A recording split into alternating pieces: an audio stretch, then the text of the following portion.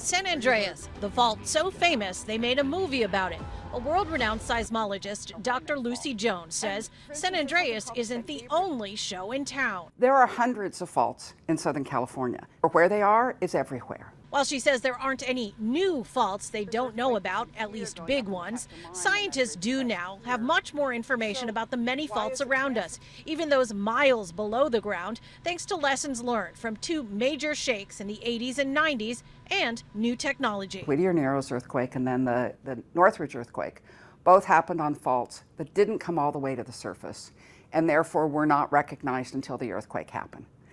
Because of those earthquakes, we then went and did other studies, and we basically ran CAT scans of the Los Angeles basin to map out the picture of those faults. So I think we have a pretty good handle on where they are. San Andreas gets the headlines because it's the longest and the fastest moving. But over the next decade, she says it'll probably be one of the lesser known faults that causes the most damage. The weaker faults have bigger earthquakes because the size of the earthquake's the length of the fault that moves. And if it's strong and lots of heterogeneities, the little earthquake begins and can't keep on rupturing down the fault and gets stopped. So you get lots of these little earthquakes instead. So are any of them more active right now? Any seismologists are paying special attention to?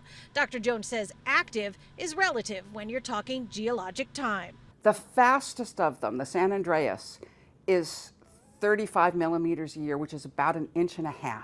It's like the rate at which your fingernails grow. And since Northridge, we developed a network of permanent GPS stations that can therefore really, really accurately measure the slow motion that's accumulating as plate tectonics moves on. All of us live within probably 5 miles of an active fault. And which one is going to go in your lifetime is a random subset of that. All that being said, she says when it comes to surviving and recovering from a major earthquake, she turns to the social sciences. When people ask me about earthquake preparedness, I refuse to talk about kits. Forget the kit, talk to your neighbor. Look at what's happened in Altadena in the last year, and that's a community that's come together. And they are recovering well because they turn to each other.